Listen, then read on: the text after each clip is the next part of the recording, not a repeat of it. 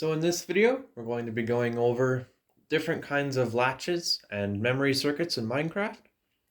So we're going to start off with this circuit over here.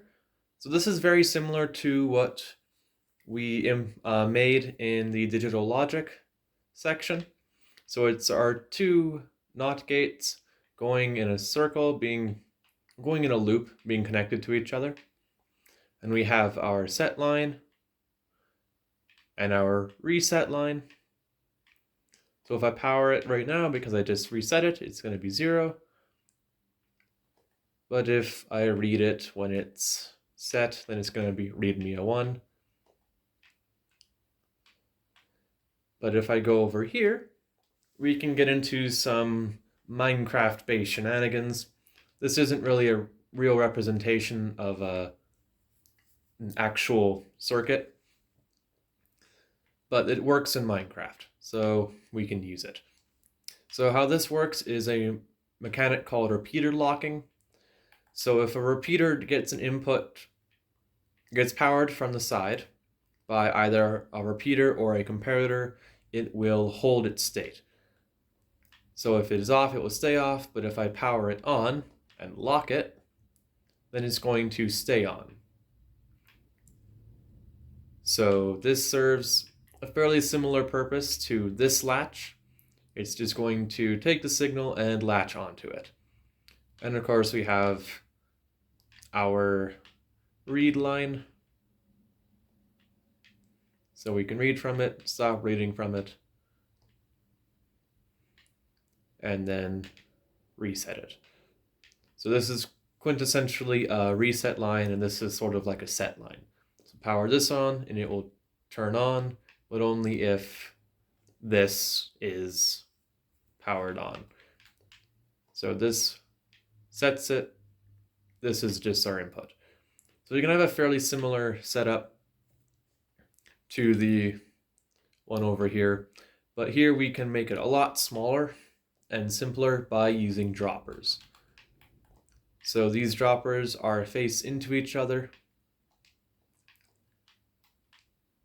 And if I put an item into here, and when I power this dropper, it's going to move the item into the other dropper, and then vice versa. So we can have the item getting spit back and forth between these two droppers, and then if the item is in this dropper, then we can get a signal from this comparator. So if we set it and read it like that, we can get a signal, although it is very weak. It's only a signal strength of 1, so you're going to have to repeat it immediately, but that's usually fine. And then we can just reset it like this. So this one over here is usually going to be faster because you can get a signal strength of 15, but if you are going to repeat it anyways, then it's usually just best to go with something like this. So next up, we have probably the most unique circuit out of this bunch. So it of course is going to latch onto our signal, just like this. It's two comparators running into each other.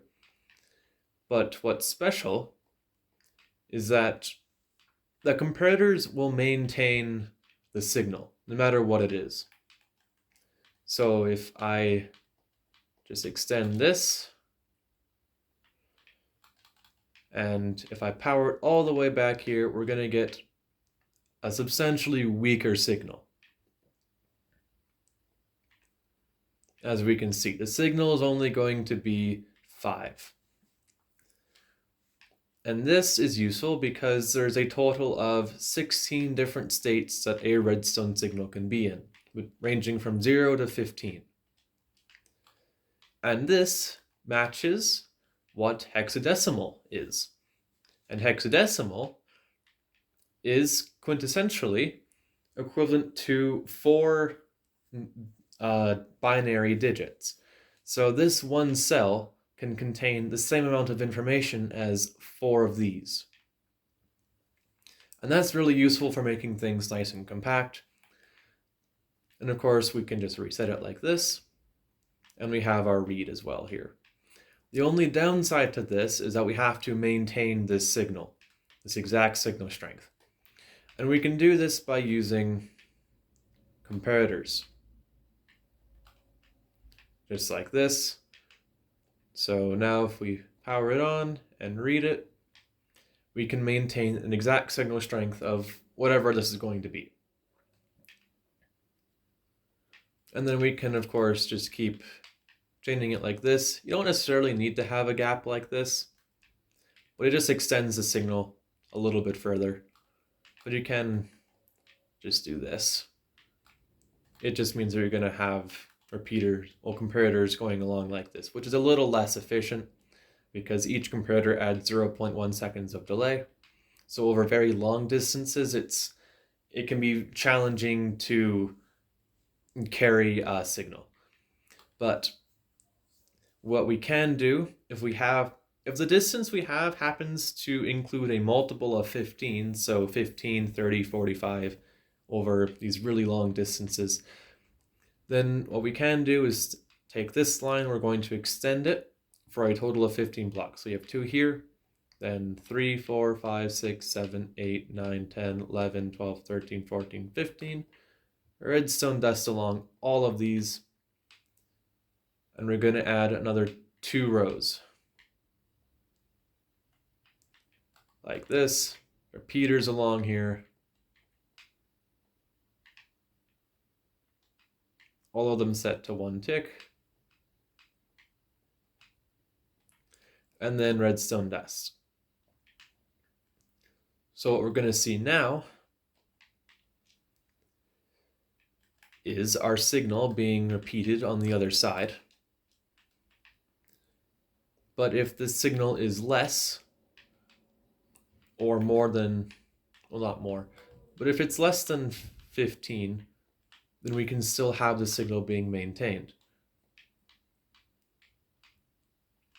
So if I just reset the circuit and then power this, you can see that when we read it, this signal is now weaker because the signal is going to go all the way up here, get repeated, and then it's going to have to go all the way down the line to this comparator. So you have a signal strength of 15, it's going to go all the way down here and get repeated to be a signal strength of 15 here. But if it's a signal strength of 1, then it's going to be repeated and have to go through all of this redstone. So we're going to end up with a signal strength of 1 again. So this only works if it's a multiple of 15. If it's shorter than 15, then it won't work. If it's longer than 15, but not 30, then you're going to have to keep extending it using this method, which is a bit of a shame, but this is the most efficient way of doing long distance transfer with hexadecimal.